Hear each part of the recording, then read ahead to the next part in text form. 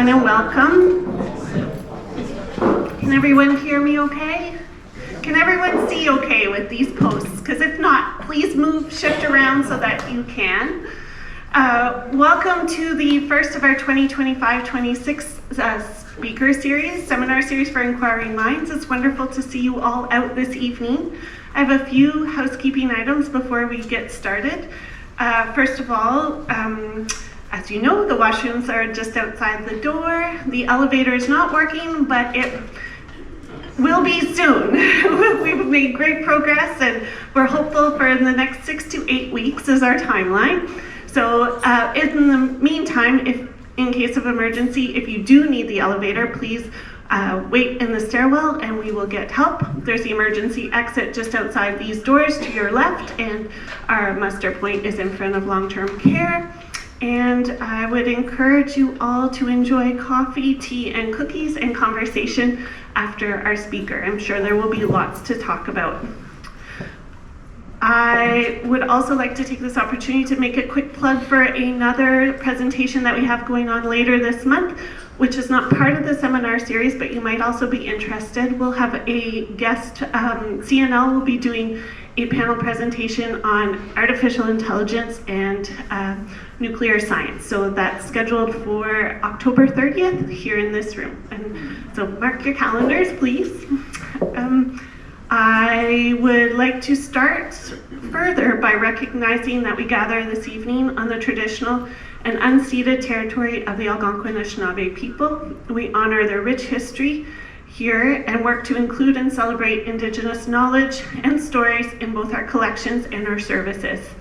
And as we know that just outside the window towards the river Algonquin families used to live, we strive to provide opportunities to learn together as we journey towards truth and reconciliation. Without further ado, I will pass it over to our instigator, facilitator, Mike Milgram, to come and introduce the series for this year. Thank you.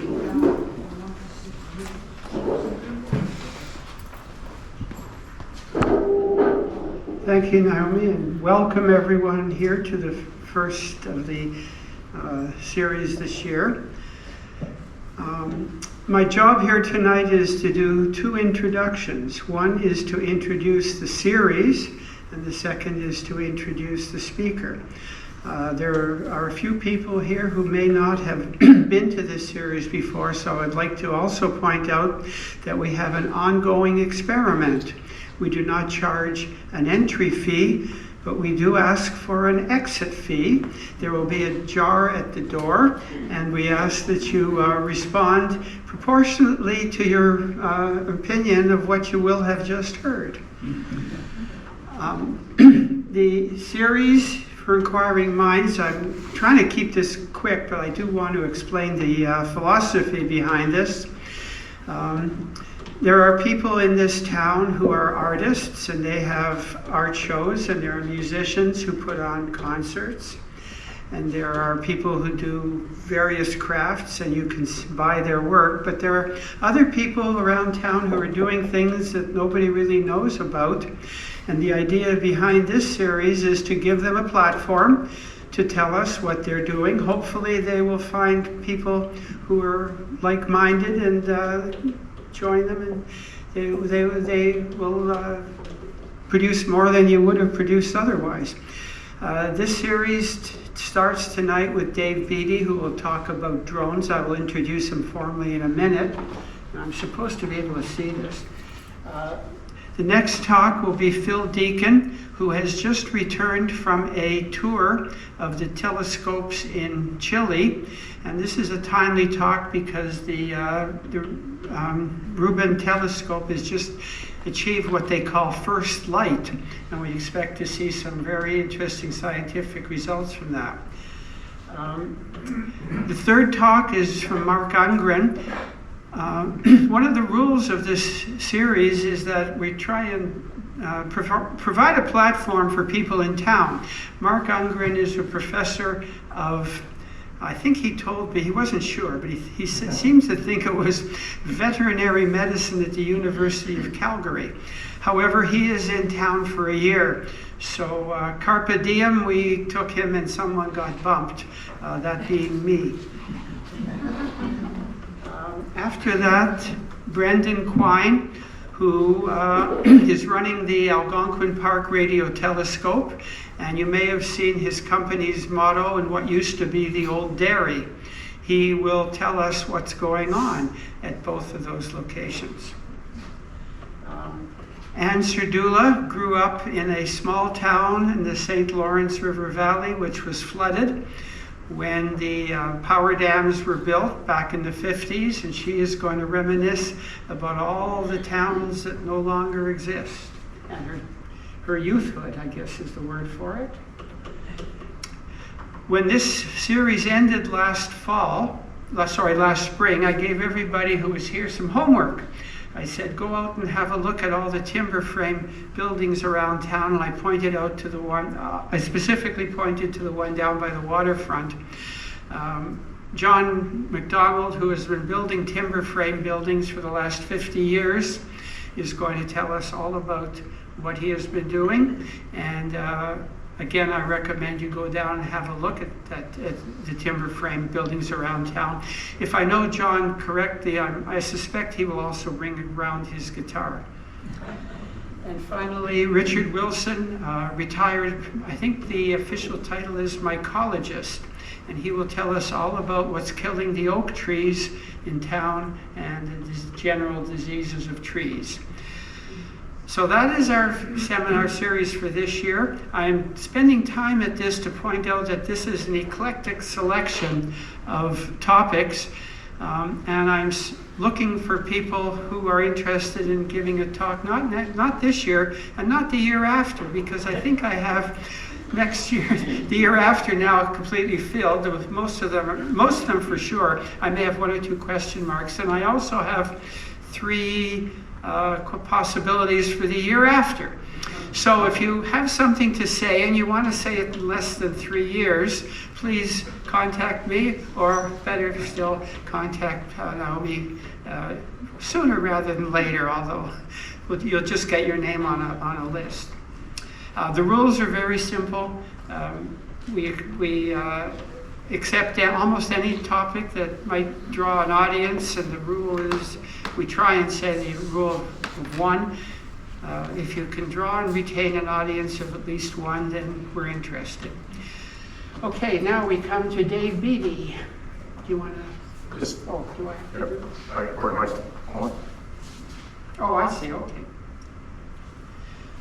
Okay, well, this is Dave Beatty, our speaker tonight. If you want to flip the next one, he has provided me with some information on who he is.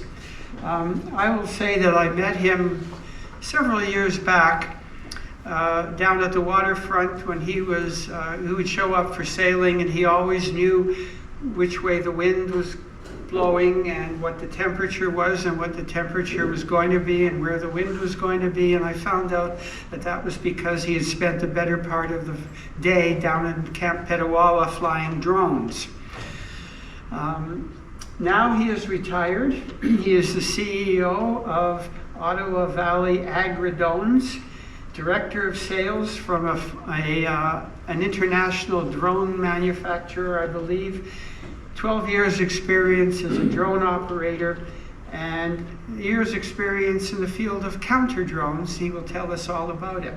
He's asked me to also explain the pictures.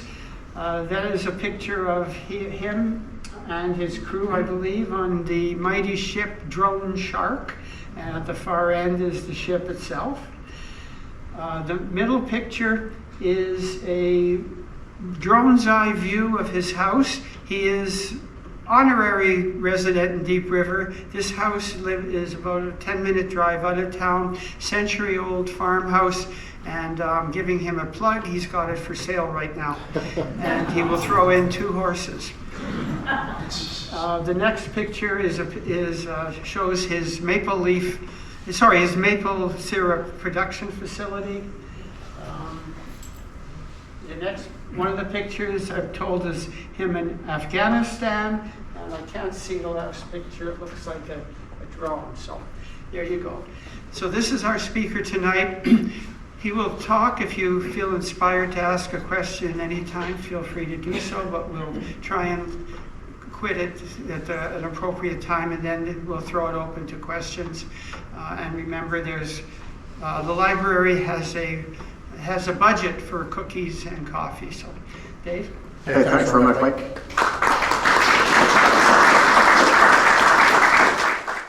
Okay, so we got a couple people who've flown drones here, all great. How many people have had drones fly over their house? Mike? Great. So, I've got a bit of an educated audience to get into here. So, I've been doing drones for a little bit. Ottawa Valley Ag Drones, founded here in Deep River, operates out of Deep River and pretty much all the way down the valley now. Kind of what the company does, some nice, interesting stuff. I was very fortunate that when I got out of the military, I was able to take the skills that I had received there and roll them directly into the commercial market, so it worked out fairly well for me and, of course, for helping out people in the valley.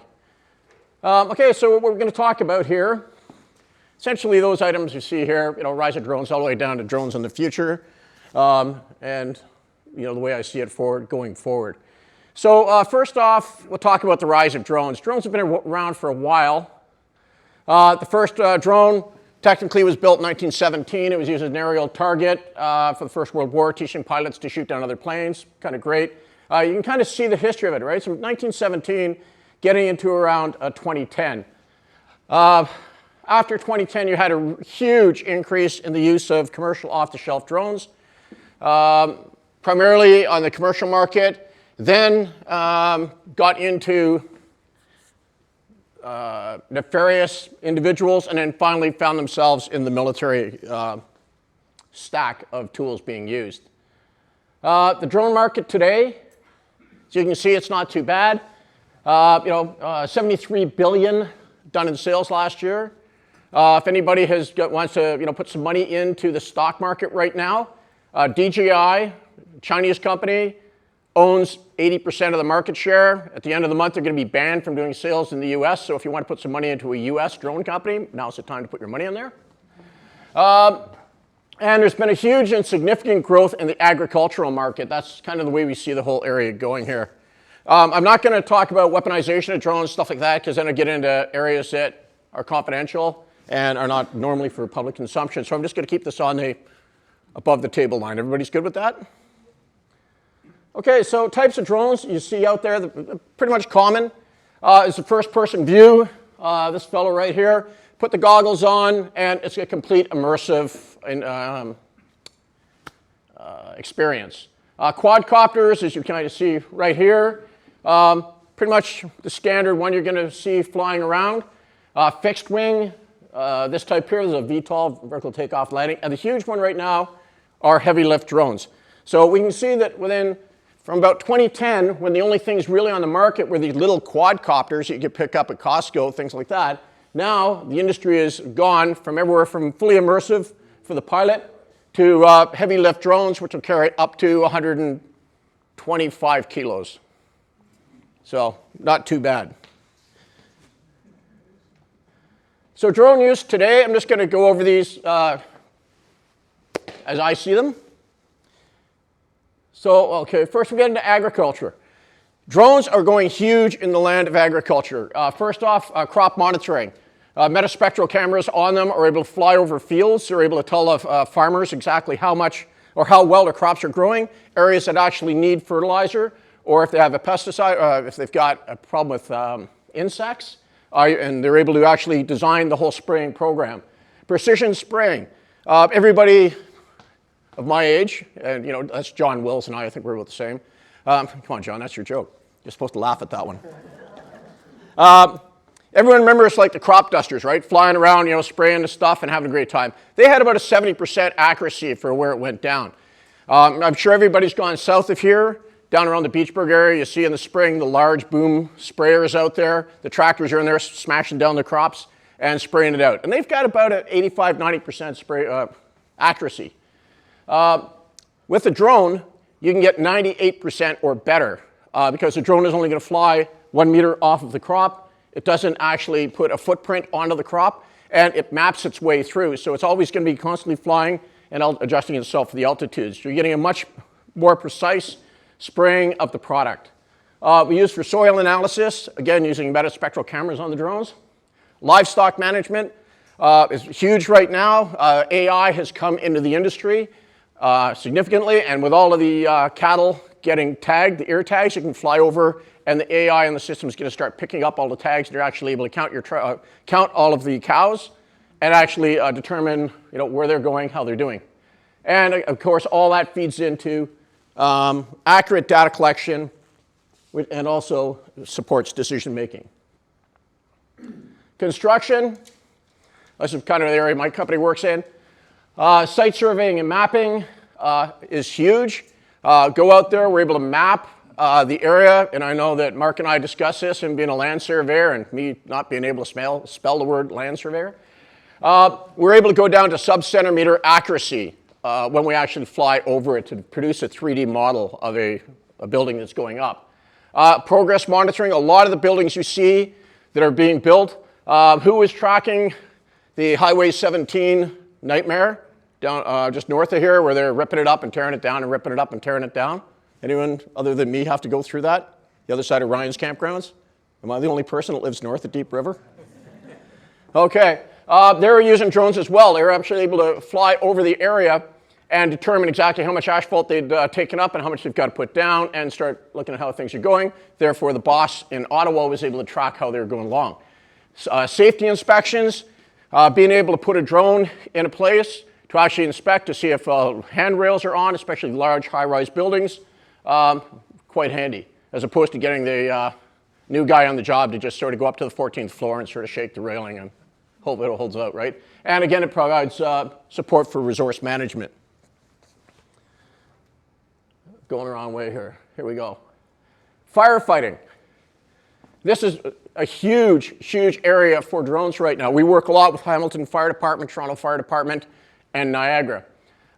Aerial reconnaissance of a fire, being able to put the drone out there, taking a look at exactly how far that fire has gone. Think about also forest fires. You're able to actually determine how big it is. Using the thermal imagery. Majority of drones right now have very advanced thermal imagery on them, so they're able to actually locate hot spots.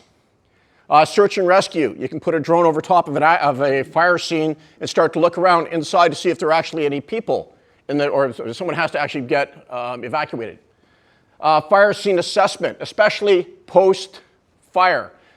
Tons of water have been dumped on a building. Now you can put a drone or a robot in there as opposed to risking the life of a firefighter to go in there and do an assessment and look for any further hot spots. Monitoring hazardous materials. Again, I know the folks at CNL do this extensively. Putting sensors on the drone can fly in, it can sample the air and ensure if it's going to be safe or unsafe. Resupply. Remember the picture I showed you of the heavy lift drone? Hamilton Police Department and now Ministry of Natural Resources are now using heavy lift drones so that when you see the firefighters with, what the firefighter requires are oxygen bottles, hoses, stuff like that. As opposed to the poor person having to climb up the stairs or climb a ladder, you're now using a drone to actually pick up that payload and drop it on the top of the building. For Ministry of Natural Resources, forest firefighting, they need pumps, hoses, gasoline for the pumps, water and food for the firefighters. Now they're just basically picking up these 55 kilo packages and they're able to pre-position them along the fire attack line. So, which is kind of interesting. Oh, there we go. Oh, went the wrong way again. Mike, what did you do to my hand controller here? Military applications. Everybody sees what's going on in the Ukraine. Drones are huge with regards to surveillance and reconnaissance. Now that drones are down to this size or smaller, being able to fly into a building, it's now the standard now. Supporting combat operations, again, being able to find out where your adversary is, logistics, delivery, heavy lift, electronic warfare, search and rescue, the whole myriad. All you have to do is turn on the news, watch what's happening in the Ukraine. Anyone here know where the largest drone-on-drone war is going on right now, aside from the Ukraine? Anyone? Anyone? Come on. Dick, you've heard me complain about this lots of time. Anywhere. Where do you think? Central America, cartel versus cartel. So cartels are actually using drones against each other. Large agricultural drones flying along, spraying defoliant. So how do you take your competitor out of the business? You destroy all of his crops. So what you do is you just grab yourself a agricultural drone and you fly defoliant, Roundup, great stuff. Goes across and you take that out. Also weaponization of the drones. The leaders in it, up till the problems with, in the Ukraine, were actually the cartels. Delivery services, huge. Huge globally. Everybody hears that Amazon is going to start delivering stuff back and forth, right? It's all going to be fantastic. Problem is, in Canada, still hold-ups for Transport Canada because of airspace management. You just can't have drones flying around haphazardly when you have manned aviation or other drones in the airspace, so they're still trying to figure out how to do that traffic control of drones. This one here, Deliveroo, fantastic one. This is class participation here. It's out of Ireland. They support Dublin. Set it up. They've done, last year, they were about €7 million in product delivery. Set up, it flies through Dublin, and what do you think their largest product is that they deliver? Which is the most common product, I should say? Anyone? Pizza? No. When I got asked the question, I thought it was going to be Guinness, right? It's in Ireland, Dublin, right? Wrong. Coffee. This company will actually, so Sir is having a meeting at the office, right? And he goes, great, hey, you guys want a coffee? Get on your phone, you put in your order, it goes out. Deliveroo has all of their organizations, something that rhymes with Starbucks, but isn't Starbucks. Go out there, they load up the order, and deliver your coffee in about 5 minutes. So their biggest product that they ship is coffee. And I thought it was going to be Guinness. That was very sad. So in Canada, it's going on. The only one that's really been done, and this is interesting, and it also brings part of Deep River with regards to production of medical isotopes back in the day. Delivery Drone Canada and Halton Healthcare, they're basically flying these drones between the hospitals, and one of the items that we're delivering a lot of were medical isotopes. They're also using it for human organ transplant as well. So if you have an individual who has donated an organ, either willingly or unwillingly, it can be packed up in the drone and it can be flown downtown into Toronto or out as far as the hospitals in the Oakville area. Fantastic system. They've been doing over 30 flights a month. And this was one that Transport Canada said would be the test bed for Canada with regards to delivery. Canada Post, all our happy friends that are on strike right now. Canada Post did a trial for 1 year using heavy lift drones to basically deliver mail to small communities. So the bundle of mail gets hooked up, put it into the drone, and it leaves Moosonee and flies to Attawapiskat or Peawanuck, drops off the incoming mail, and then they put the outgoing mail onto it, and they flew it back. All by drone, no requirement for a pilot, which means you get further range on the aircraft because there's no requirement for a person in the aircraft or the rest of the human factor stuff that you need to support a pilot. You can basically strip it right out and load it full of cargo. But this one here is the flagship for Canada, and they've been doing an outstanding job. Did we do infrastructure inspections? What time have I got? No. So infrastructure inspections, again, drones are huge on the construction sites. So if you're driving around or you're living near a place where someone is actually building up something, you see drones flying around, it's not that they're spying on you, it's actually they're committed to supporting the construction here. The Bird construction just out going on the plant road. The plant, there's a cement plant that they put in there. Yeah, so we did that, and every time they were building it, we went out and flew it, and they were able to see the whole thing going through there. You're able to produce high-resolution imagery, so you're actually able to go in, and as opposed to having to climb out on this girder, you can actually put a drone up there, take a look at it, and with 150 times zoom, you can actually get in there and see, is that bolt in, or is that rivet in, or is everything put together properly? Huge. Using thermal and multispectral, looking for heat loss in the buildings, And again, it gives you real-time data collection, so as fast as it's coming down is as fast as a supervisor can take a look at it.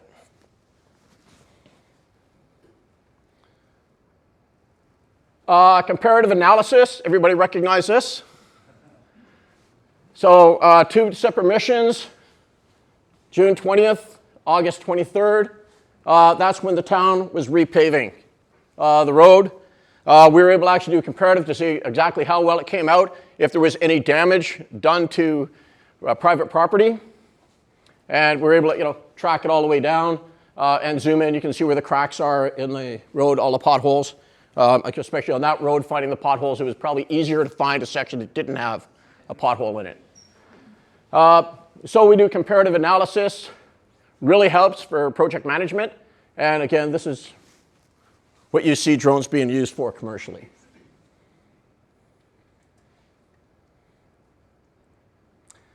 Stockpile reporting. Mark, we talked about this, right? Doing photogrammetry. Basically, this gravel pit was flowing. We're able to do stockpile reports. Drones will actually go out there.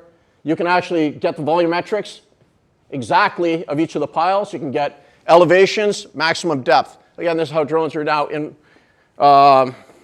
being used out in industry locally. In the past, this would have taken, this gravel pit here, would have taken 2 individuals with a stator rod walking around, and they're trying to figure out the dimensions of this pile, and then they're basically doing the calculations based upon the volume of a cone.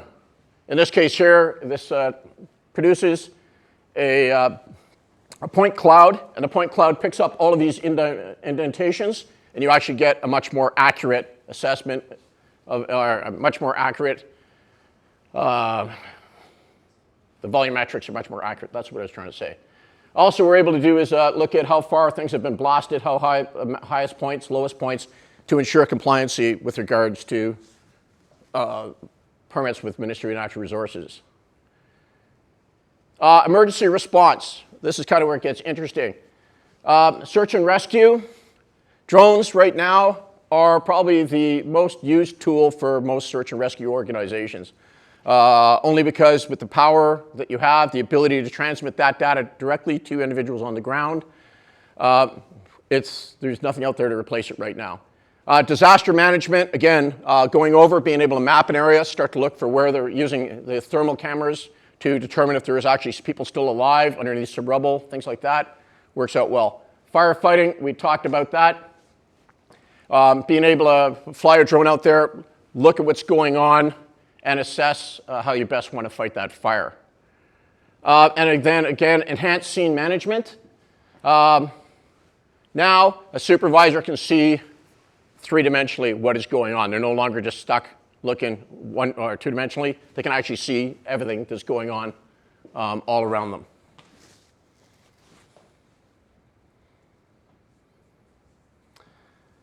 Drones as first responders.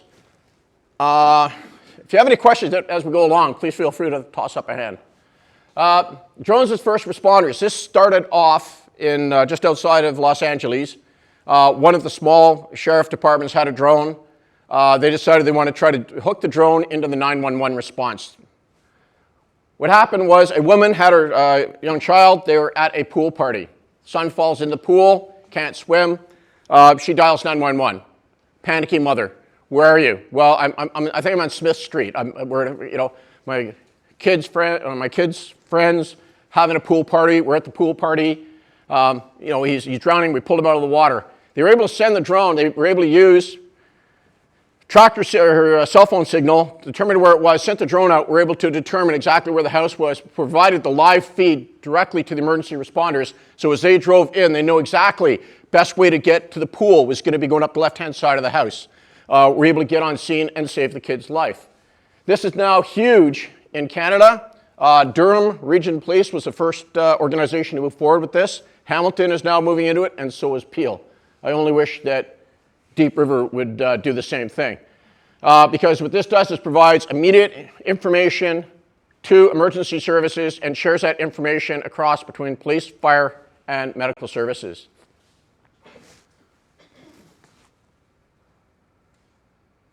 So how does it work?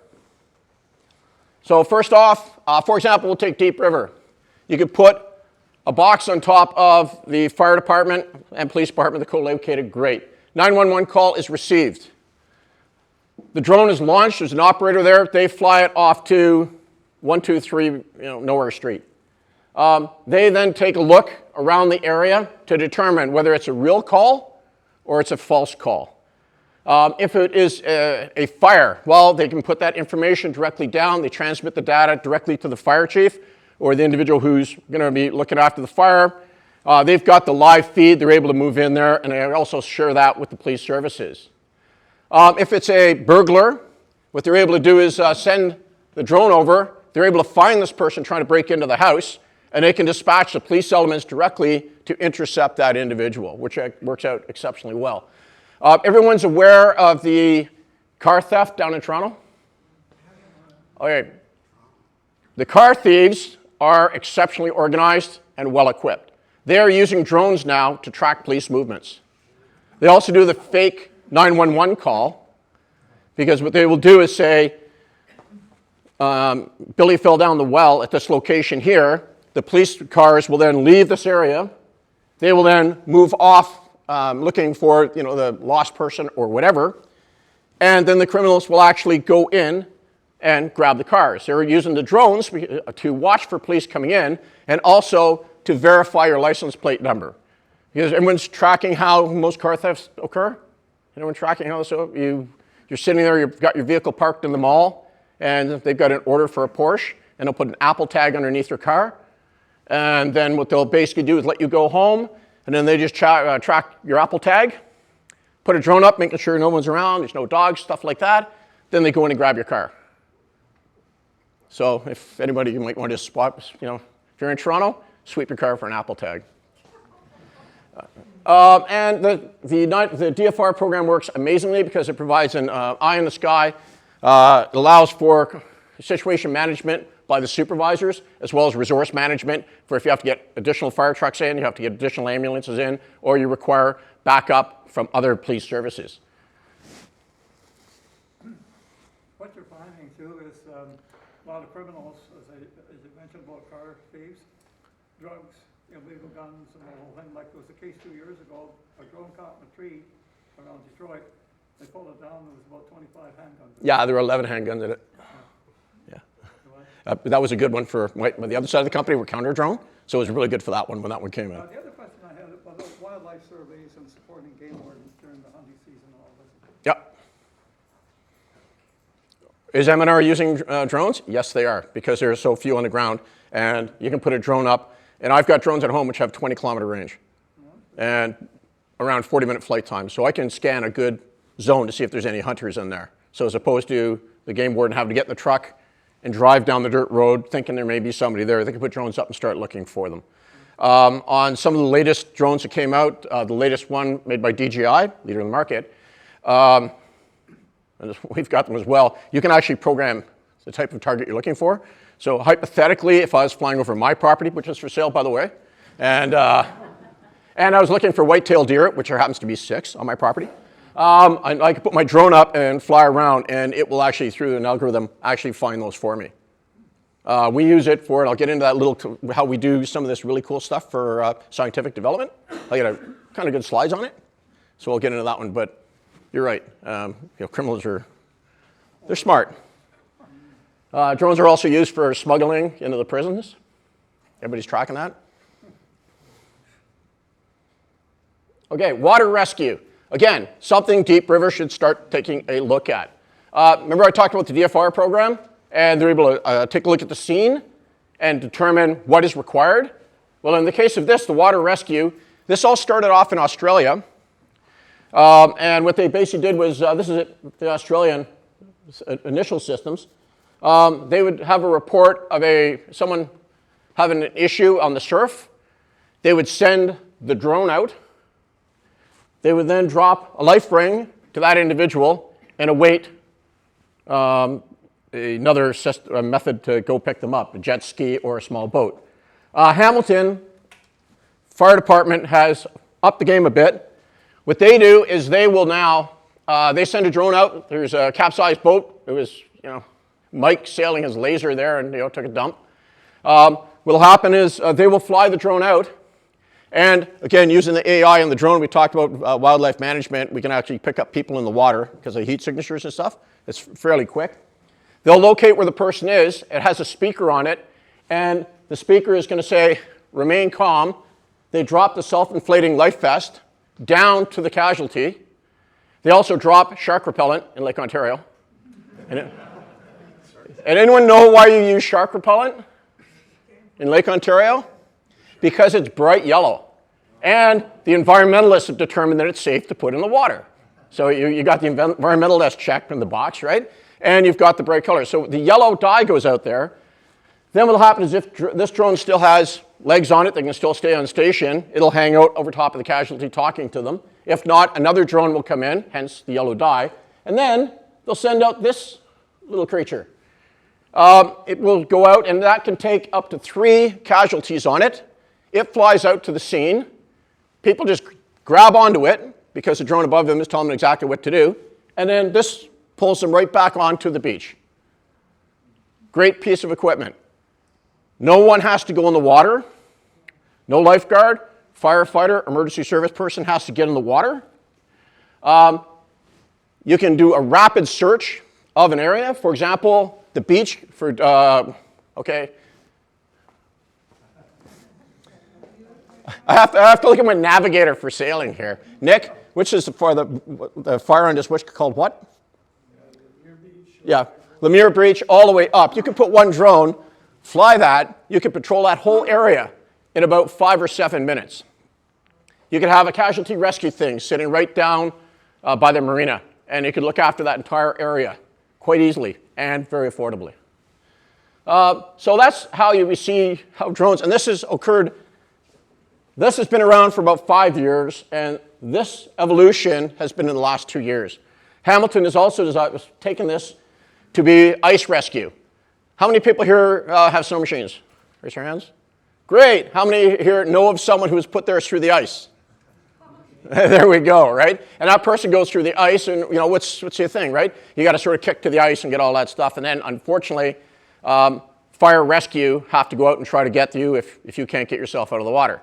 So what they do now, they'll drop a system like this out, self-inflating life jacket with ice picks, drop it on, you put it on. How many here people snowmobile with a floater suit on? Notice this person doesn't have his hand up, right? So it has the ice picks and a life jacket. Get it on, and you're able to put yourself forward a bit. Then they will drop a small line to you, and it's basically run off a cable back. It's on the drone. They'll drop it off. All that happens, you pull it into you, because they'll drop it on top of you with a small line. You pull it on. You hook it on to your self-inflating life vest, which is also a harness, and they can pull you to shore without a firefighter having to risk their life. Again, great piece of equipment.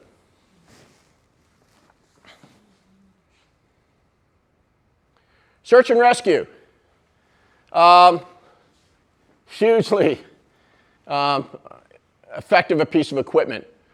This was an exercise we were doing down in the Niagara Gorge. First off, you're able to pick up where everybody is moving. In this case, it's black hot. On your thermal cameras, you can have black hot, white hot, multispectral, whatever you would like to catch your eye to see things moving. They're able to sort of find out where this person was. You've got the rescuers who are sort of trying to find this person. The drone was able to direct them in, saying, go along the edge of the cliff, go about another 100 meters. Oh, you've gone too far. You need to turn left. And we're able to direct the rescuers onto the scene. In the case of the thermal, this one here, we'd actually dropped that litter and everything down using a heavy lift drone to the rescuers, so they're able to package up the casualty, and we were taking them out. You can't lift people out with a drone right now. The Transport Canada says you can't put animals or people in a drone, which is taking half the fun out of it right away, right? So this was very, very impressive when we did it down in Hamilton, and the majority of emergency services are now going this way. How many people have gone to skiing in the Rockies? Right? You get an avalanche coming down, old school, using a prod, trying to find them. Now you can put drones over that area using thermal, looking for the heat signatures. You're still going to have to prod, but you can get the ones that are close to the surface. Firefighting. So DFR, remember we're talking, launch that drone off the city hall, flies out, it's got a thermal camera on it. So in this case here, the firefighter's looking out, scene supervisor is trying to figure out, is there anyone in there? You got the drone, you're flying along, you're watching this firefighter going into an entry point, flip on the thermal, and you can actually see that there is actually a victim inside the building. So from a fire rescue perspective, huge. Again, tracking victims, tracking hotspots, so you don't want them to flare again, and post-event mapping and all that good stuff. Police and security. Okay, let's see if this one works. This is DFR at its finest. Hopefully this is going to work.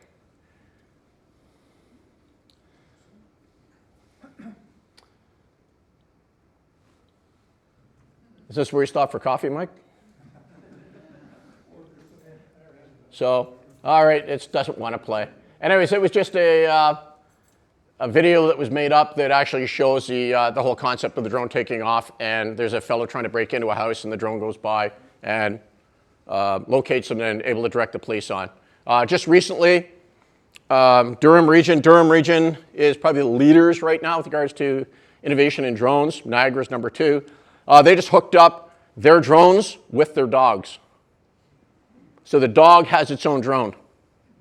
So what they do is the drone is just slightly bigger than one of these. The dog has a GPS remote on it. The dog is sent chasing the perpetrator across the field. The drone takes off and goes. And what's happening now, all the rest of the police officers on their phones are watching the live cam of where the perpetrator is gone. So they're able to actually track the individual in with the dog. If the dog handler has to let it off the lead, they're able to track it. That way, twofold. One, really good entertainment when you watch the dog getting onto that perpetrator. And number 2, that perpetrator can't sit there and say, oh, the dog, I got beat up or whatever. It is now basically a body cam for the dog, but it gives you real-time feed coming back to everybody. So how well do drones see? Any questions so far? Can I see how they're really coming into all aspects of public safety, right? For a mountain rescue? So legally, you're only supposed to fly 400 feet above ground level. However, for rescue operations, that gets cast aside. I've personally put drones well over 2,000 feet. And flying in the mountains, it gets problematic because your air is slightly less dense. And so your performance is a little down, but they still work exceptionally well. So when one of my colleagues was actually doing counter-avalanche work with them, with the drones dropping explosives down to set off the avalanches as part of the avalanche maintenance or whatever. And they had no problem flying all through the Rockies dropping that stuff. Mike? If you've got a drone following a dog, following a criminal, how does the drone, how is it guided so the drone has collision avoidance on it. So you can set your collision avoidance so it'll only go within half a meter or something, right? And half a meter up, down. And then you set how far you want it to be behind the dog so the dog can run around and do stuff. Work really well for individuals running across fields, urban environments. But as soon as people run into warehouses and stuff, then it becomes slightly problematic. So Winnipeg Police, who here is from CNL? Anybody? Anybody? No? Wow, tough crowd. Has anyone seen the Boston robotic dogs? Right? So what, in that case, if an individual runs into a warehouse or something like that, they have their Boston robotic dog, and they have 2 FPV drones that are sitting on the back of the dog, and they send the dog into the warehouse. They're all sitting outside drinking coffee, eating donuts. It's great. The Boston robotic dog will go through the building using LiDAR, so it's looking at everything, providing real-time 3-dimensional mapping back to the people outside. And then when they need to, they just launch the drones off the back of the dog, and then the drones will come back, land on the back, and they'll start recharging themselves. It's kind of cool. Yeah. So, How well do drones see? Standard thermal, standard optical. This was 3 weeks ago in London. We were down there doing some counter drone work, and it just sort of gives you an idea. So during the day, you can see, here's what you're seeing, and by day with the thermal, everything's kind of mixed up. But what drones provide you is the ability to use a myriad of cameras to best suit whatever job you're trying to do. Mostly commercial have 150 power zoom, and several have 80 times zoom infrared, which is quite impressive and does the job. So let's just see this one here. We can line this up. Am I on the play button there? Yeah, there we go. Okay, so this one here, we're flying at about 100 feet. It's at night, it's about midnight. Our task here was to actually look at how the people were leaving the concert. The night before, 25,000 people were all kind of leaving the concert, but trying to find their own way. This concert was actually held on the London airport, like right on the tarmac. So there's a 10-foot fence with barbed wire on top. And so when the concert ended at midnight, people decided, well, the best way to get to my car is a straight line, as opposed to going out the way they came in. And there were people trying to climb the fence and getting caught up on the barbed wire. So police services spent about 3 hours trying to get people off the barbed wire and stuff like that. They also found the airfield security were driving around. Fellow looked over, saw what he thought was a backpack, and went over to pick it up, and it was actually a young girl who had passed out. So the next night we said we'll throw our drones in here as well to do a scan of it. So this is what it looked like at about 1 o'clock in the morning.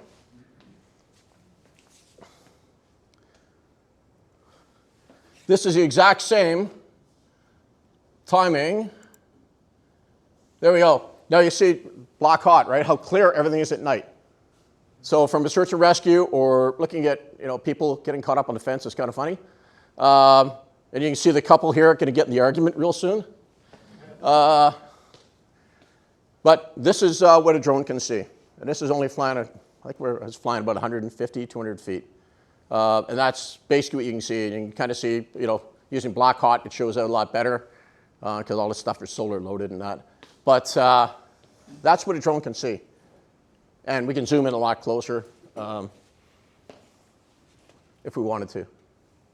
Does the drone pilot have this picture at his desk? The drone pilot? Yeah, so it's coming right on your hand controller. And so what we will do is normally when we're in support of police operations, what we'll do is same sort of thing here. We just plug it in, and it's going up on a large monitor. And we also send that information out to all of the police officers who are out there, so everybody's got the live feed. Fantastic. So it's, it's where they found it's very valuable is you kind of sit there and say, there's someone, people are caught up on the fence. Where? On the north side. Well, it's an airport, right? So the north side is a couple hundred meters. Where along there, and they're able to, oh, there's that person, or the couple that had the fight, and then the other stuff. It was great. So now we're getting into wildlife management. So we also do a lot of stuff with New York State University. We're actually hired to hunt ducks, and not to put them on the table. So essentially what we will start off doing, we're actually looking for mallards. For everybody's information here, the mallard reproduction rate has dropped off, and their migration pattern has shifted about 200 kilometers to the east. So these ducks all get tagged down in the States. They fly up to Canada. We're told off their GPS transmitter that's on the back. We're told they're in an area. They get into a nesting cycle. We'll go out, and then we have to kind of try to find the nest. Where it all starts off is you basically you're looking for these little heat signatures. Once you find the heat signature, then you've got to go optical, and then you've got to confirm that you found a nest. Then we go back a couple of weeks later once we found the nest, and we're able to determine how many hatchlings there are. And then 3 weeks after that, we go back, we fly the same area, and we will determine what the mortality rate with regards to the hatchlings. So it's, here's drones, which in my former life we used for one purpose, and this one here we're using them for kind of, I think, a little more productive. So this is kind of what we end up doing here. My spouse refers to these as baby pictures when we go out and do these things. So, here's some mallard. You notice on the back of her, she's got her GPS tag, and then there's all her hatchlings. So, question is, how far away from the ducks was I? I was flying at 300 feet, and I was probably standing back from her 400 meters back, but that's the level of fidelity you get with the camera.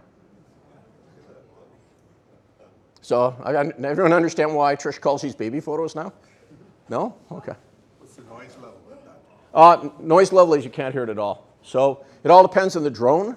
Like these little ones like this, we'll get into what these are very loud because we've got small propellers, so larger propellers are actually very quiet. So they don't even know we're there. And there she is with her 4. Okay, any questions on how we see drones have all gone into the market, and it's all really cool. And if you want to see the stuff blowing up, you can watch it on CNN with the Ukraine and all that junk, and that gets me into my counter drone side of the business, and most of that's confidential, so we can't talk. One question here. I'm doing a write-up, in fact, for the NRT in the next couple of months entitled "Of Drones and Helicopters." They don't mix. A helicopter, is it going to disappear because of all the things that they can do? Yes. Could you repeat the question, please, so everyone can hear? So, Yes, about drones and helicopters. I know that, you can rent a drone for probably the 10th the price of a helicopter. Choppers today, a 6-seater, about $3,000 an hour. But with all that's going on here with this, I mean, they're just not boy toys. They're doing a lot of things that we never dreamt of. Well, if this put the helicopter into the situation of the Avro Aero. very much so, and not only that, but also fixed-wing attack aircraft. They're being phased out, and I've actually got a couple slides coming up. We'll get into it. But you're 100%. Drones are replacing manned aviation. So are the number of drones limited by the number of people that are skilled to operate them? Ideally, yes. In reality, anybody can buy a drone. You can buy this drone off Amazon without a license. Yeah, but I don't know how to operate it properly.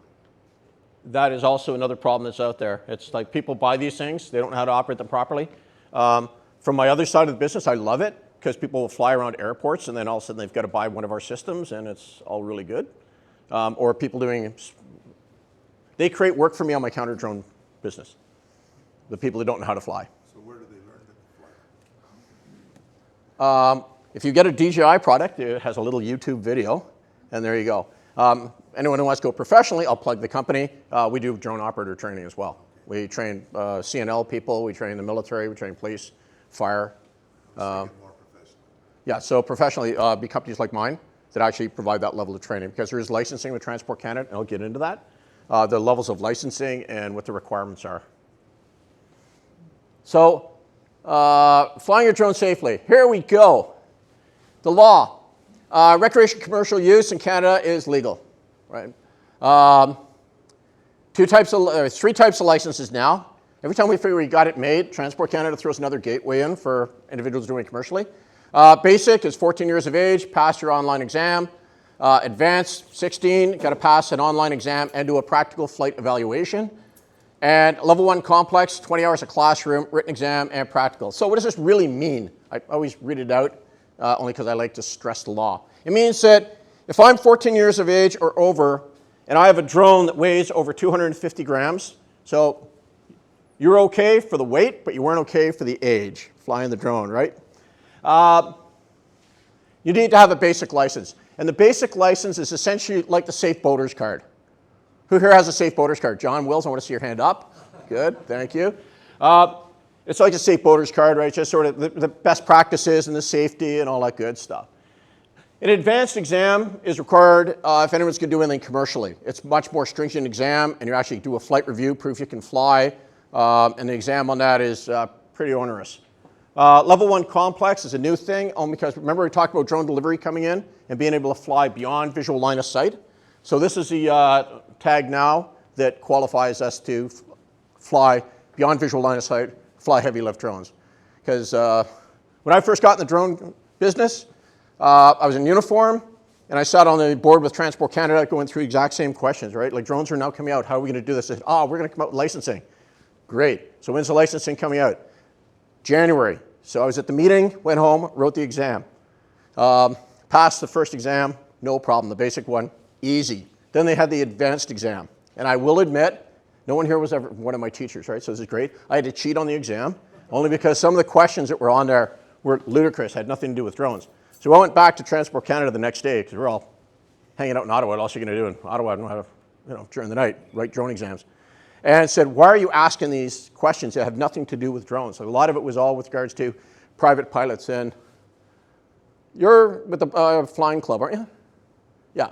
So it was all the stuff that you wrote on your private pilot license, right? Like all the methodology for being on the runway and runway lights and stuff. And I said, if I'm taxiing a drone on a runway, I'm flying a Class 3 and it's a Reaper or a Pred or a Global Hawk and it's got missiles on it. So let's dial us down a little bit to the person. So they adjusted it off.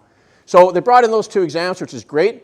For advanced, you have to have an advanced exam if you're making any money on it, if you're going commercially. So any real estate people here in the room? Damn.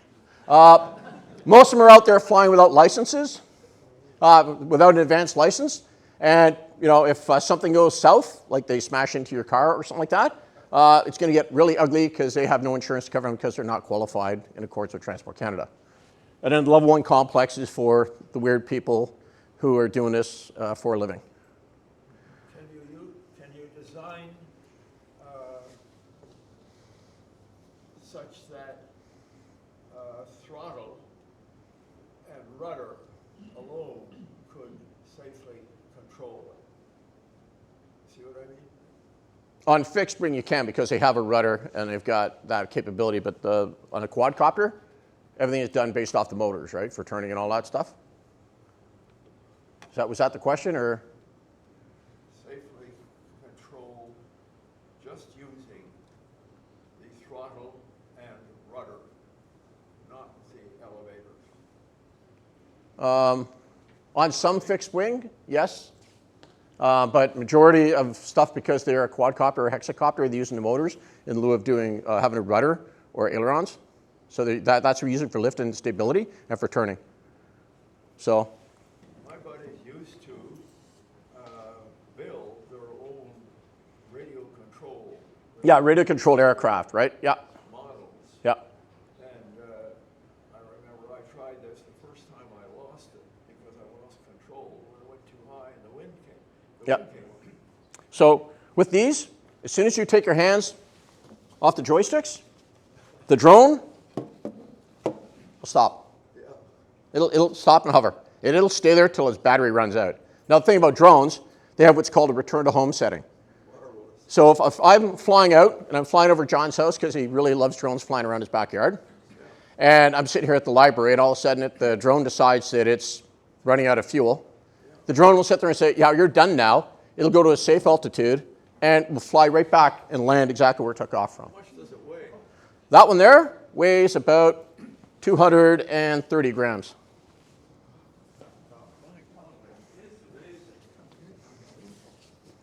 Can you use it for conservation, for It's got sampling 4 the blades air? here, is that right? Yeah. Can you use it for 4 blades. sampling air or water or, taking samples? Yeah, some of the scientific groups are actually using them for water sampling. There's some, initially they were doing the old school, flying over, dropping it down and basically trying to get it into the bottle and bringing it up and taking it away. Now they've actually got drones that'll actually land in the water, open up the bay, take the water sample, seal it up, and bring it back. Reforestation, huge. In British Columbia, they're using them extensively. Anyone here play paintball? Okay. Wow, you guys. So basically what they've done is they've taken paintball guns, put them so they're pointing in the downwards direction, and they make seed pods. And what they do is they fly the drone along, and they fire with compressed air a seed pod down every so many meters, and they're able to have a nice straight line all planted in there, and they're not having to hire a bunch of university kids to walk around with a hoe, put it with a grub hoe and putting the tree in and doing all this stuff. They're able to actually reseed areas that have been deforested rapidly using that. And then right after that, you fly a drone over it again with metaspectral. You can actually see how the trees are coming along. And then after that, you can fly it a little later on, and you can start to actually determine how much this harvest is going to come out of this thing. Just don't want to be stood under one when it's shooting. Yeah, you don't want to be there. That kind of hurt, I'm thinking. So you must be licensed in Canada. So they brought in licenses almost around the world. Licenses have come out. Initially when it came out, it was like your driver's license. I have a driver's license in Canada, so I can go to the US, I can rent a car, I can do that stuff. Not so much. You have to actually have a license in the country. And some countries require your license to get a country license.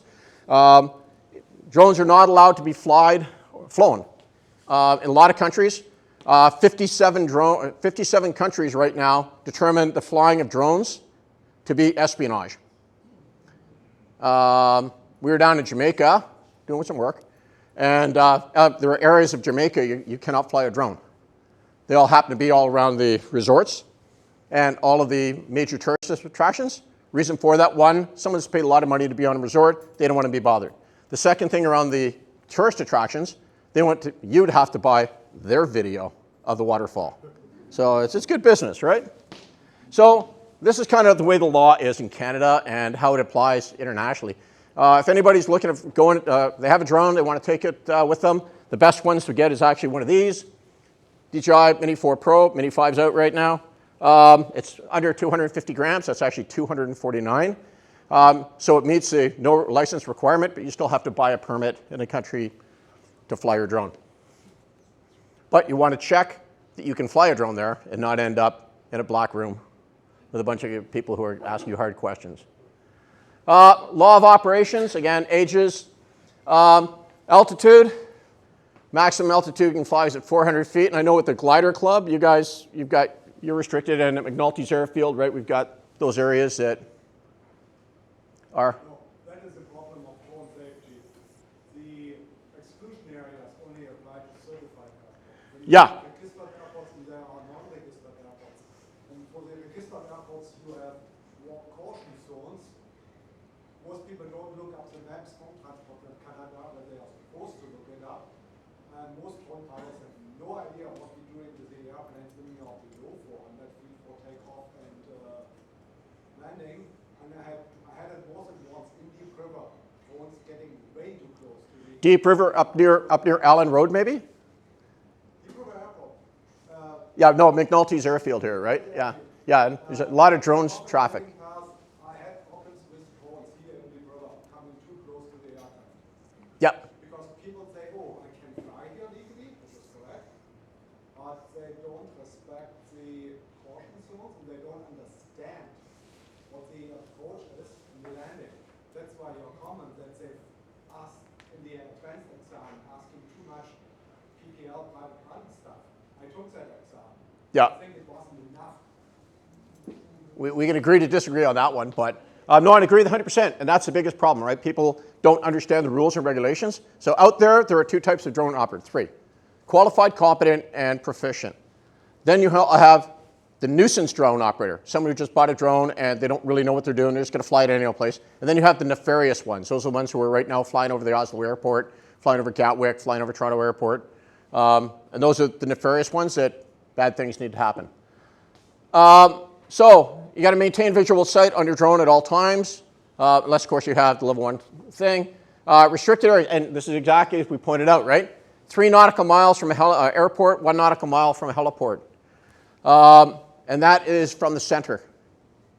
Avoid emergency operations and advertised events. Anybody here watch YouTube? Young hands, come on up, right? Ah, there she is. There's a fellow out there, he's called the 4K guy. Peel and Durham region have a price on his head. I can't say, I didn't say that, did I? Yeah, I did. This individual flies over accident scenes with his drone, takes pictures of the fatality, and publishes it on YouTube. And what else is he on? So before the next of kin have actually been informed that there's been an accident and a member of the family's met a demise, this individual is taking that information, publishing it all to get their social media, right? He just lives off this stuff. When the forest fires over here, just north of Peterborough, Kawartha Lakes area, Same problem. People were going out there, taking their drone, flying it over to the forest fire because everybody wants to get that really cool photo to put on Facebook, right? They're breaking the law. So you have to avoid operations and advertise events. You can't take your drone. I can't really say that because I was just flying over a concert, right? But we had authority to do that. You can't fly over an advertised event. You can't grab your drone and a Santa Claus parade in beautiful downtown Deep River here, right? You can't go grab your drone and fly it down the parade without authorization to do so. And that's, you got to get into getting SFOCs and a bunch of other paperwork out of the way just to be able to do that. But it gets very ugly. So you see people who go in there, they bring their drones to a concert, concert story. When we were set up at London, we had our counter drone gear there. And we had one individual who decided to light up their drone in the middle of 2,500 or 25,000 people. And it was this type of drone right here. These whipping around will hurt somebody. Can you imagine this coming down into a crowd? People are going to get hurt. From the other side of the business, we like people like that because we just take your drone and you don't get your drone back. We just grab it and it's gone. So we had people who bring them into concerts, trying to fly them around at a concert. And then also, you need to avoid bystanders, right? You can't, yeah? Is there any way, you as a defensive, is there any way that the police or somebody can get access to a drone that's flying around like electronically? So RF cyber hacking for deterrence. Yeah. Hi, my name's Dave Beatty. I represent Defense Solutions. Okay. And more than happy to sell you a system. Okay, yeah. So you guys. Yeah, counter drone. So counter drone is huge right now. Yeah, and the police and all the people like the people who are illegally flying around Toronto. Yeah. For some kind of money, you can stop them. That can happen. Yeah. So we on the counter drone protection, we do police, public safety, critical infrastructure, and of course the military, right? So for example, at a protest, and all of a sudden, protesters are huge with drones right now. Police use drones to basically see how crowds are operating and stuff. Protesters right now will take their drones up, try to crash it into the police drone. Because the thing is that the protesters want on the news, you know, CP24, Toronto drone, police drone crashes, injures 5 at protests, right? So this is stuff. So we have the ability that we can take control of a drone. I can actually grab the serial number of your drone. I can grab the serial number of your hand controller. I can tell within half a meter where you took off from. I can take your drone. I give it back to you. I can take your drone and put it to a third location. Yeah. What's the minimum age for a regular pilot with an instructor aboard? Well, 14 years of age. You have to be 14 to fly. Well, it's 16 for advanced, 14 for basic. And the delineation is, for example, young fellow right here, right? He wants to go fly a drone. I can supervise him right now, right? Because I'm an instructor pilot, right? So I can take him. We can go out and fly. We do all kinds of really cool stuff, right? But he's flying under my ticket and under my authority. But legally, it's 14 years old. We did the getting into counter drone stuff. Barrie Air Show, Barrie, Ontario. They got the Bay in Barrie. We were there to support the air show to keep drones away. One young kid, 10 years of age. How old are you? 7. Okay, great. 10-year-old kid had a drone like this at 1,600 feet. Limit is 400, right? And it was a no drone zone. It was already published that there'd be no drones flying here. And had it at 1,600 feet, right on the egress route for the F-18 when it came to do its aerobatics, and was kicking across, right? And when the Barrie police went and visited his home, within about 3 minutes of us picking it up, they were on the scene, and went and talked to the mother. And, oh yeah, you know, they found little Billy was actually in the northwest corner underneath the tree, flying his drone, trying to hide. The police come walking into the backyard, and his mother goes, "Oh, but he's read the instructions. He's all good to go. A, you're 10 years old. B, you're at 4 times the authorized altitude. And C, you're flying in a restricted airspace." So what type of, here's your mischief license or citation, ticket? Anybody here police that can correct my verbiage? So that's the way we crack down on that. But you get people doing really stupid things with drones, which on the other side of the business is good for us. Yeah.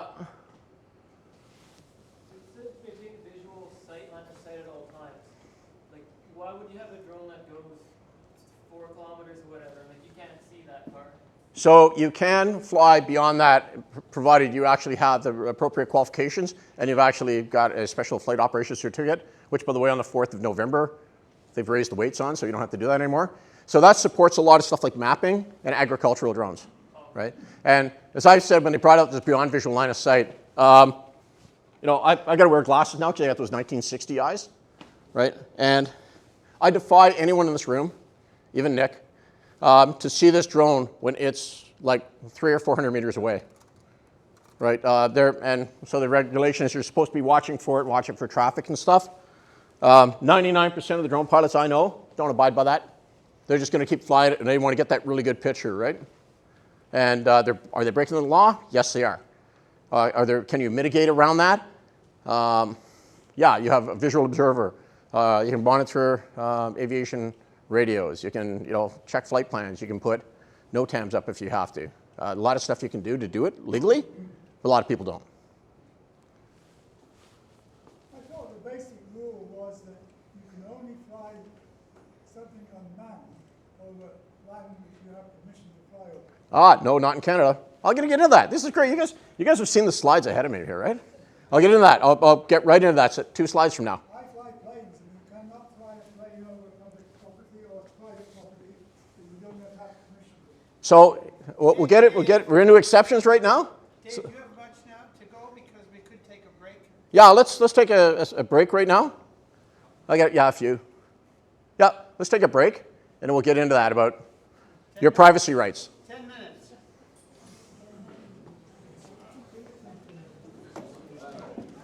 Okay, so I'm really happy because we started the heated debate, and we're getting to the really heated aspect of drones and how they affect everybody in this room. Now, we talked about the rules and stuff like that, so there are exceptions, right? First exception there, of course, is emergency services and people who are flying under special flight operation certificates. The other one, which is interesting, is that my mouse is no longer working here. There we go. Where do we go here? There we go. Privacy guidelines. Privacy regulations in Canada are very, very murky. And that's probably the best phrase I can use. In Europe, they're very solid. Flying a drone in Europe, the privacy regulations there are very cut and dry. In the US, they're even more wishy-washy than they are here.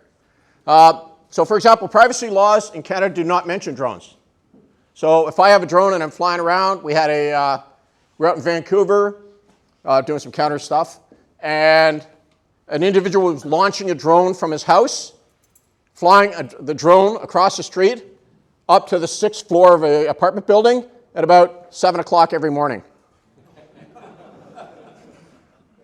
Photography, yeah.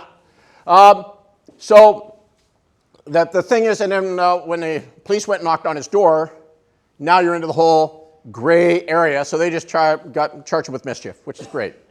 So again, you know, some violations of privacy go beyond, right? So, you know, voyeurism, mischief, creating a nuisance, violating provincial municipal laws, and, you know, you're responsible to know the laws at all times. These are the kind of the crux. So someone's flying a drone around, and they're, you know, conducting voyeurism or being a nuisance. They're breaking the law, and now they've crossed that line in the privacy. However, it's still really murky, and a lot of the police departments don't really understand how to enforce it because it's kind of there. Exceptions to the privacy rules are, for example, journalistic. Remember we talked about that K9 guy flying onto the crash scene on the highway, or the 400 highway, and putting it up and all that stuff? Well, CP24 can put its drone up and film that accident.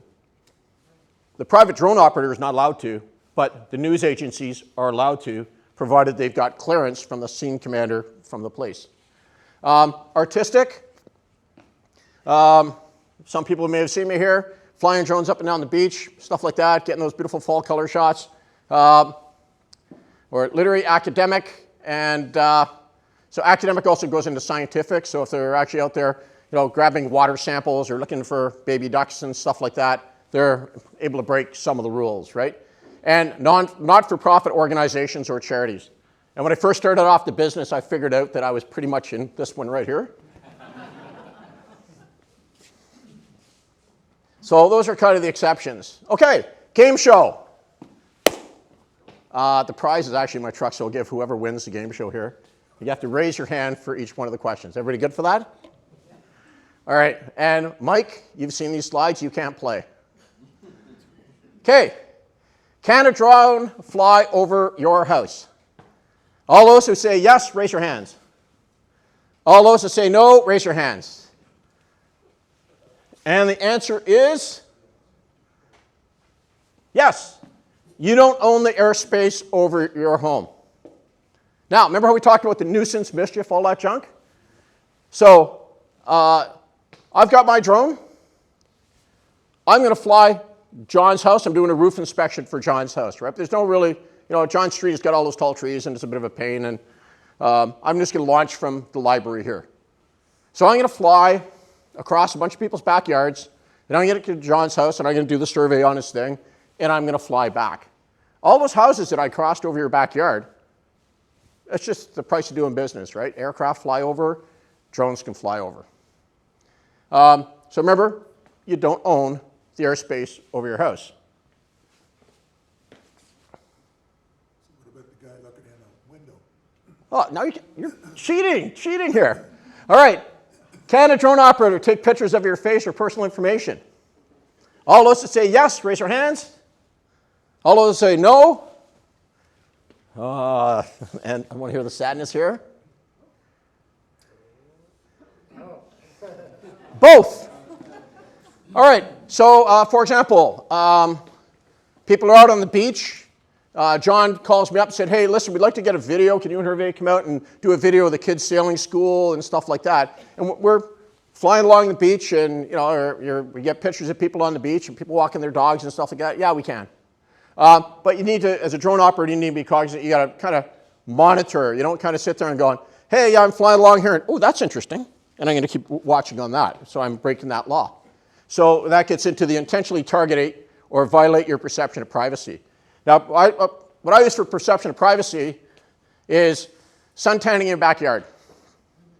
You're in your backyard. You've got your fence up, right? Keeping all the neighbors out. And life is great. You're sitting in the backyard, having a glass of wine. Life is great. All of a sudden, this frickin' drone comes over and starts peering down at you.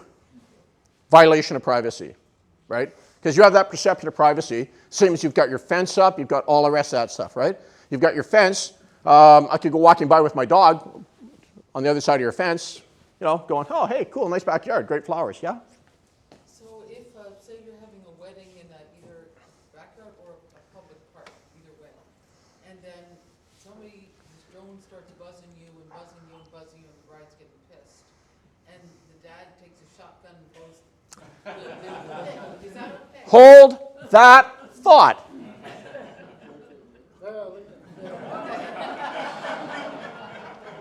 All those that think you can, raise your hand.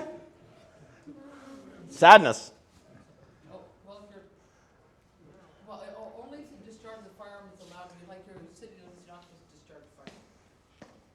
Yeah, I've been in countries where we were able to discharge firearms shooting drones down, but they're also shooting back at us, so it was all kind of cool. If you shoot a drone down, case law, RCMP, we're trying to enforce a warrant. Individual in a neighboring house was not super happy about the drone hovering in their backyard, even though they were looking over in this yard, but he took a shotgun out, shot it, and so not only the guys that the RCMP were working on ended up with cuffs, but the individual with the shotgun ended up with cuffs. So don't shoot a drone down. What about using a laser? Not going to affect the drone. Well, if I use archery, if I'm practicing archery on Sunday. Yeah. So I've shot a lot of drones down, and you got to be pretty damn good with it, especially with a bow. There is one on YouTube of the guys at the Renaissance Fair, and there's a drone bothering them. The guy takes a spear and chucks it up and actually hits the drone. That's actually one of the opening ones I use for my counter drone lectures. There is the bargain basement option, which is throwing a spear at it. So the thing is, if someone's got a drone, which is around there, don't try to take action yourself. Contact local authorities and let them go in and grab the operator, right? The problem is when you take a drone down, drones, even these things here, have lithium batteries in them. Okay, science class, lithium battery being ruptured, what's going to happen? Come on, sir, you're my scientific nerd there. You're going to get a hell of a fire, right? So you could actually, I've got that drone. It's in my backyard. I take my archery out, which is bow season started, by the way, on the 1st, right? I take my bow out. I shoot the drone. Awesome. I hit the drone. Right through the battery. Perfect. It lands on, I'm going to pick on Sir now. It lands on the top of Sir's house. The lithium battery is now on fire, and then you're now burning the roof off of Sir's house. So don't try to shoot drones down. What about a laser pointer? Not going to affect it. No, the camera. You got to be pretty accurate with it, and I may not be actually looking at you, right? So you really can't. No. So we've used lasers to actually burn drones down. Kind of cool. They catch fire, they drop down. But you only kind of want to do that in countries where you don't mind setting something on fire down that way. So that was the game show. So, don't shoot a drone down. Drones can fly around, but if they start, like, they're stopping and they're being a nuisance, right? And so think about it, it's like the person walking the dog down by your house, right? Someone walks by and goes, hey, how you doing? Great. Walk along, right? Great. But if all of a sudden they stop and they're staring in your fence, look at it that way. So the future of drones and where we're going. The way that drones are advancing, I got into this gig around 2012-ish. And we just had beautiful fixed-wing drones, and we'd send them out, and they'd fly for about like an hour and a half and come back. And then we got bigger ones, which had 6-hour duration, and that worked out really well. Then all of a sudden we got into these quadcopter sort of things. And then for the longest time, the industry was kind of there with quadcopters and fixed wing. And then about 2017-ish, it exploded. The size of drones went from this, down to these little things here. The advancement of first-person view goggles allowed for individuals immersive flying. First, who asked me the questions? You asked me the question about first-person view goggles, right? So one of the organizations we teach use first-person view goggles to fly first-person view drones so that they can fly into rooms. So if you have an active shooter or you've got hostages, stuff like that, you can actually fly in. And when you're totally immersed with them, and then those guys are normally lined up in the stack, that's it, like 6 guys going to kick down your door. Normally the last guy is the guy flying the drone. So from a police and military application, really cool. If you're going to get a drone, as a young kid, I'd go FPV all the way, only because they're so much fun to fly and 100% immersive. So let's look at it. AI-powered drones. Drones are getting smarter as days go on. Like, for example, this little guy here, we were playing with it earlier. I can launch this drone here. It's going to identify my face, and it will follow me around. And I can walk into a crowd, and it will identify me and keep following me. That's AI in this little drone. And for the young guys here, $250, right? Also, we have found, with regards to working with wildlife management, the ability to actually program in the type of a species that you're looking for and flying it over. And no, I'm not doing white-tailed deer on my property. I have ducks loaded in it. You're able to, do that because you can fly them over. In South Africa, they use them to track the rhinos and the elephants. You're able to track them all, and works out well. Enhanced crop production because any farmers in the room? Anybody know how much 1 ton of fertilizer is going for right now? 1 ton. Anybody? It was $2,100 this year. And then you got the price of diesel and all the rest of that, right? So, we all go to Value Mart and complain about the prices because, the price of produce is going up. That's only because the price of being a farmer is going up. So, enhanced crop production because you'll actually identify areas where the crop is growing, areas you need to put fertilizer. So you don't need to fertilize the whole thing, right? Maybe you only need to fertilize a couple spots. So if I got to spend just over $2,000 on a ton of fertilizer, I can actually manage that better on my field. right? And I can also reduce the amount of stuff I'm actually throwing into the soil. Where they're also great is spraying. Agricultural spraying is now huge. They just licensed it in Canada last year because right now, one drone, the smaller agricultural ones, will do approximately 20 acres an hour with 98 to 99% accuracy. So everyone has seen in the spring, everyone understand how spraying of crops work? The large farms, M&R Feed, they bring out their equipment, and the big farmers get done first. And then as you go down the food chain, to now you've got a couple hundred acres, maybe you only got 50 acres under there, and then you're later on in the season, so it means your crop has now come up a little bit, right? Now they're taking that big honking tractor and they're crushing your crop while they're spraying. Agricultural now allows you to do the spraying of providing nutrient or pesticides without damaging the crops. Out in Niagara on the lake, who's been in Niagara on the lake? Wine country, right? They can now go and hit each tree and just put the pesticide on each tree. So you're not broadband spraying, you're actually hitting each tree individually. At the same time, you're getting a photo of that tree and actually determining that tree's health. And now you're mapping it in your orchard, so you know that on this line here, there's 176 viable grape trees. Is grape tree? Grapevine? I just drink it, I don't make it. So you got your grapevines, and like for the peaches and things like that, and you're able to actually determine how much and the health of each and not have to leave. Now Mike showed you the picture of maple syrup production. You know, all those who produce maple syrup, raise your hand. Milgram, get your hand up. Great. Okay. Who at 4 o'clock every day goes out and checks their lines to see how much sap there is? Raise your hands. None of you guys do? Okay, I send a drone out. And I have a drone go out there and check my witness bucket, and then I'll sit there and say, I guess I got to collect, right? And then I get the wife, and she drives the side by side, and we go out and collect our sap. So, you know, that's how I've put it into my little bit of agriculture. And what I really like is reducing the amount of chemicals and fertilizers you're actually putting into crops. Autonomous flying. These are real in China. New Uber. Boeing actually built a four-seater back in 2018. And of course, they couldn't get FAA clearances to fly it, so it's still sitting in mothballs. But this is the way of the future, right? Autonomous flying, right? Instead of calling for an Uber, now this thing's going to land in your backyard, pick you up, take you off where you got to go, land you.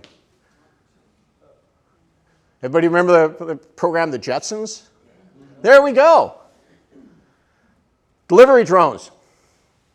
Again, anybody want to put some money into the market right now? Go with delivery drones for Canada, because on the 4th of November, things are going to change here. Expanding huge. Groceries, medical supply, normal packages. The ability to deliver via a drone is going to get huge.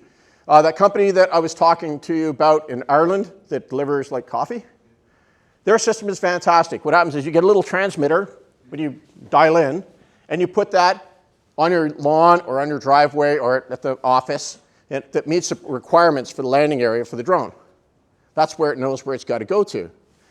So you order up the 4 coffees, they leave Starbucks, they fly, the drone comes over, drops a little line down with your 4 coffees on there, you unhook your little package, and the cable goes back up, and the drone flies away.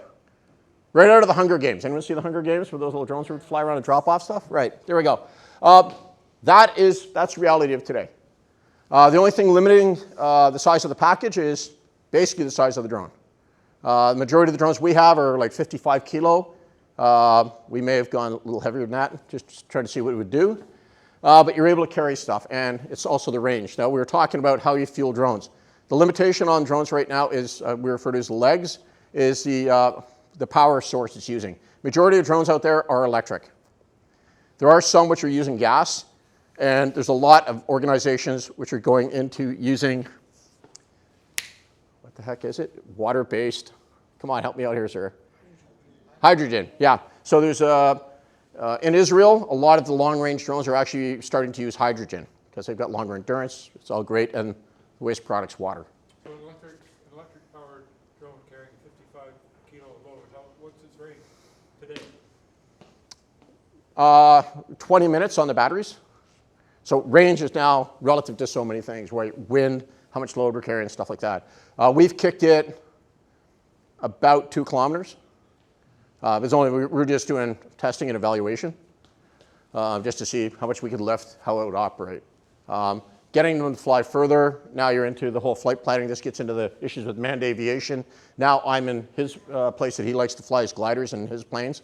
So this is where Transport Canada has a problem, trying to keep them going. And can you imagine being in downtown Ottawa with drones flying all over the place, right? And all of a sudden that one drone clips a corner and it comes tumbling down. And the Ottawa News now has, Domino's pizza delivery drone takes out 4 people on the way, but pizza was still there in under 30 minutes, right? Emergency response, again, huge. The technology is there right now. Deep River could benefit huge out of a DFR program. Nobody here from town council, right? Darn. Do you know how much a DFR box is? Anybody? Come on, sir, throw me a number. $200. How much? $200? $300? No, we're missing a couple zeros, okay? Anybody? $34,000. Well, that's dirt cheap. $34,000 gives you a DFR program. So you think about what's the price of the 2 police officers driving out the street, what are we paying, the wages and all that good stuff. Being able to actually monitor things. Lifeguards, being able to, what's a human life worth? That's what I always put it down. Just under 40 grand here, human life. In the public acceptance, that's why we try to do little talks like this, get people to start to understand that drones are here to stay, as are robotics, surface, subsurface, subterranean. And as society begins to accept them, things will get better, which will lead to drone deliveries. One thing I'm really supportive of is the medical one down in Oakville. But I only wish that they could do the same thing here, going from Deep River, linking in Pembroke, linking in Renfrew, being able to take critical supplies back and forth.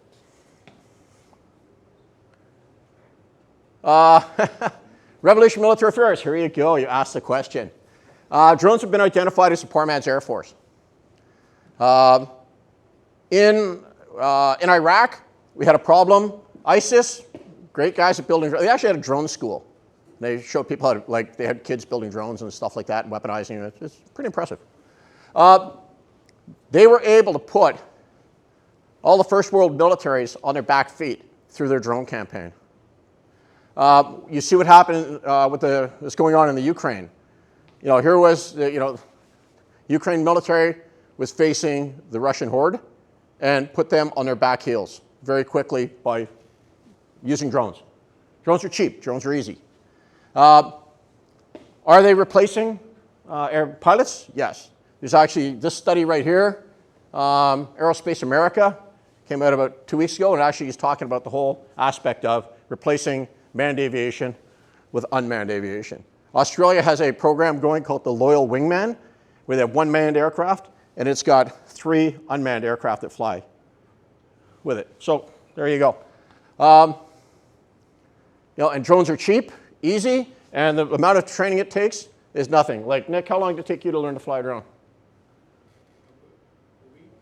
Yeah, right? It's very, very quick, rapid, right?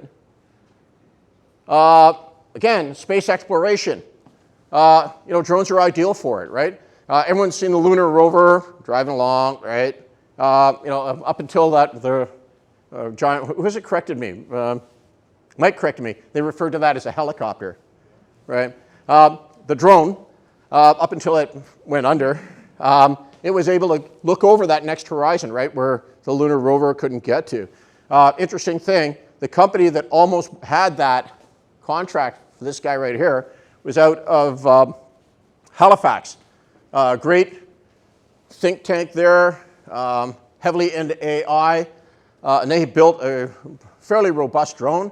They also built a really cool drone for fishermen. So where it was who here sails? I want to see all the sailors' hands up. Come on now. Not you, sir. I'm mad at you. Sir beat us today, by the way. So what it is the company out in Halifax developed a drone that goes on the back of a fishing boat. And has anyone seen commercial fishing? Like the small guys, 4 or 5 people on the boat. So I'm on watch, and I hit reset on the drone. And I chug along. Then all of a sudden, John Wills gets up, he's going to relieve me, and comes up and goes, "Where's Dave?"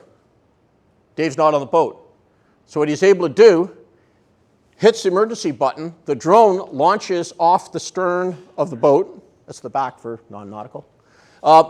It flies, and it will retrace the actual course of the ship. And it uses the software in it, Kestrel, and it will identify heat or movement on the water. It will then fly over top. It will drop a life jacket and has a bright strobe and a homing beacon, which is off on the VHF. So then John goes, "Well, we didn't really like Dave, so we'll just keep pressing on." Or you bring the ship around. And this was designed by a bunch of young university students. They were exceptionally brilliant. And it was all designed to basically save small fishermen's lives. Brilliant. And they had that piece of gear. And they had a really cool way of recovering it on the back of the boat. It looked like 2 ping pong paddles with holes in it. And the drone had little spikes on its feet. And the drone just came in. And as the ship is tossing and turning and tossing and turning, it comes into these ping pong paddles going back and forth and gets captured. And I looked at it, I was going, "This is brilliant." And they were the guys that also went for the Mars program, but didn't make it. So in conclusion, drones are here to stay. AI growth in drones is huge. And for the young people in the world, the future of drones is the next horizon. That's where the real money is going to be. That's where there's going to be a lot of jobs in the future, is as everything gets automated.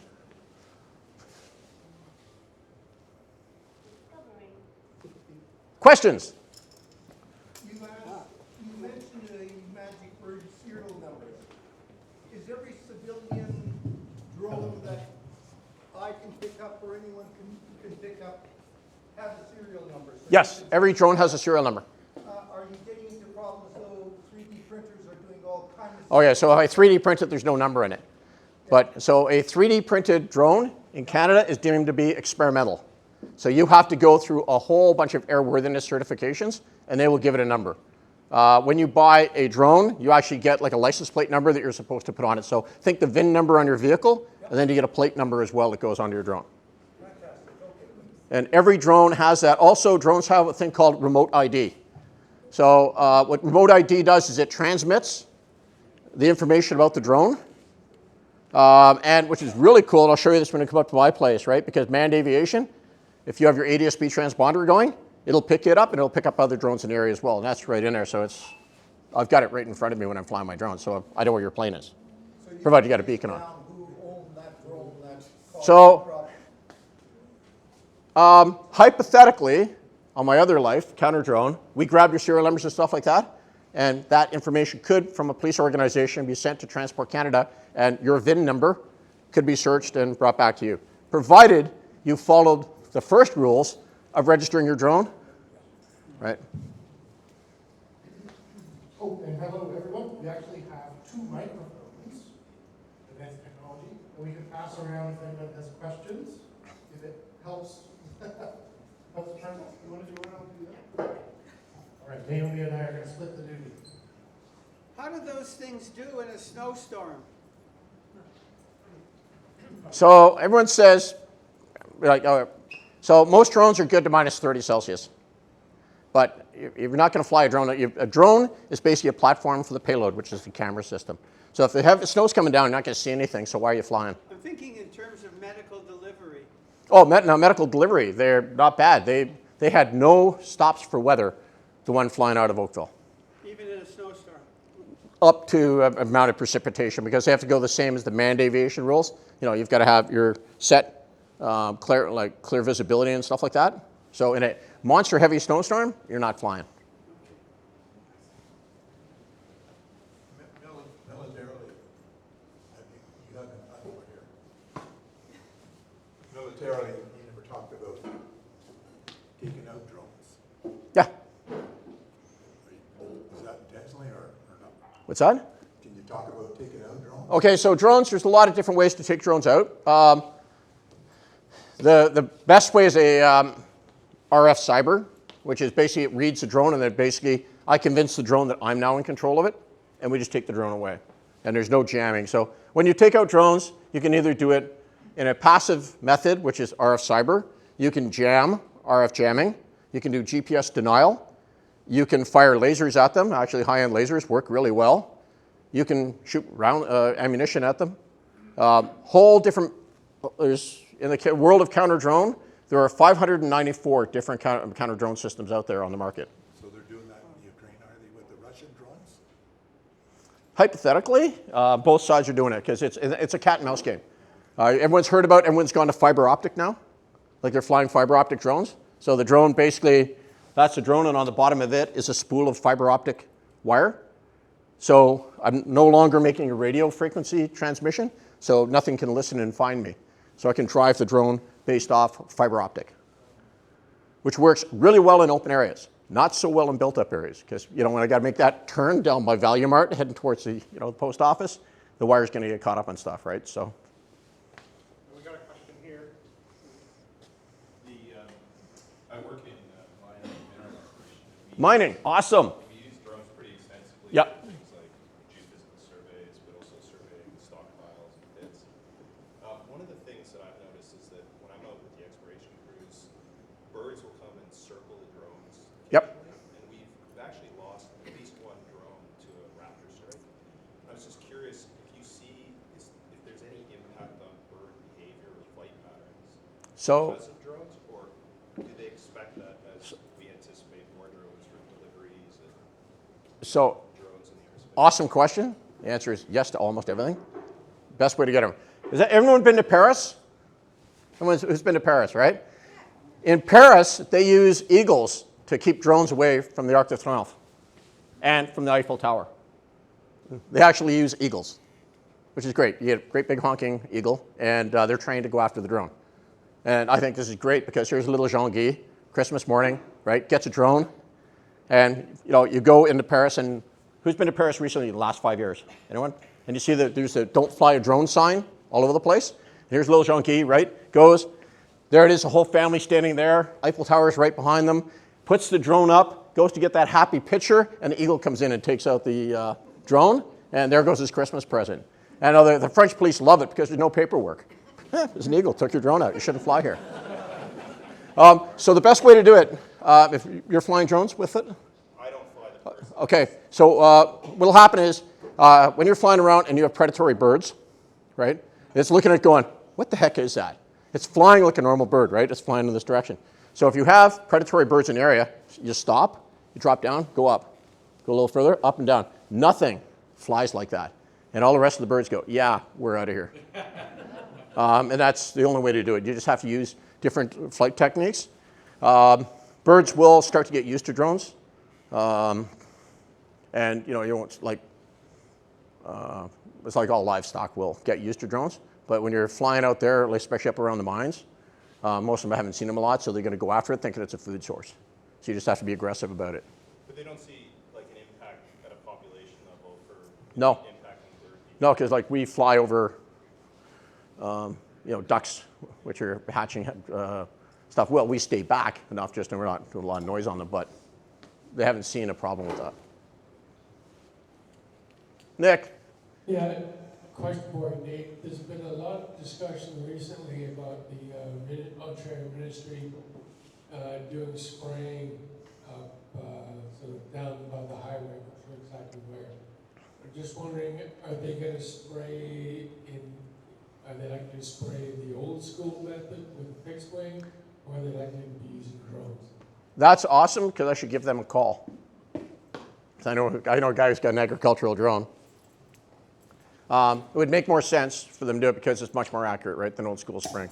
But I have no idea about that, honestly. Just the capability of having that level of accuracy, and you map exactly where you put everything. Like you've got empirical proof that I flew down this road and I put the stuff and it was only 1 meter wide. You don't have the individual with a backpack spraying it and stopping for a cigarette or what else they're doing. You have complete proof where you sprayed. Anybody else? We'll take one more question and then open it up for discussion.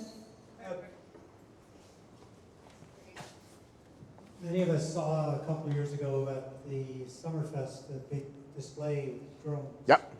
And I'm just wondering, is that a whole sector of drone business that you've decided to? So the guy who runs that, Mike Latouche, and the two of the guys who came out of the Herc Squadron in Trenton, they're the first ones to do it in Canada. They're drones, but they're not drones.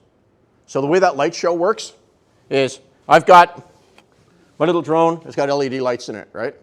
And what happens is there's no controller to it. The whole show is set up on a 3D model, and this drone knows it. So when you saw them lay out here, they had all the drones laid out, exact distances apart, and 1, 2, 3, 1 alpha, 2 alpha, and all laid out like that. So they're all like this. So when they take off, then this drone's up here, and it goes, I need to fly to this spot in the three-dimensional realm for exactly 7 seconds and stay blue. Then I'm going to transit over to here, into this location here, and turn white. That gives you the whole thing. Are they drones because they're unmanned? Yes. Is there a controller? No. Are they an excellent replacement for fireworks? Yes. The problem with that, even I love it, and I know the guys who have it, they're close friends of mine. The problem they have is the person who wants to get that Facebook photo, and they're going to put their drone up into the middle of that light show. Now remember how I talked about lithium batteries? So if you take a look at these ones, right? All these batteries here are encased in plastic, right? So I can drop that on the floor, it's not going to explode. But the ones they use for that in order to save weight have just got a foil wrapping on them. So if you hit one of those, it could come down and cause a fire, which is why there's no fly zone put out around them. Various companies are brought in to keep drones away. But it is, there you go. It replaced, the Chinese invented fireworks. I think Mike had something to do in the initial engineering for that. But it is definitely the way ahead, right? Because no threat of fire. We'll have to stop it now because Naomi gets paid overtime after 9 o'clock. Well, please stay and chat. I hope everyone will please thank our speaker.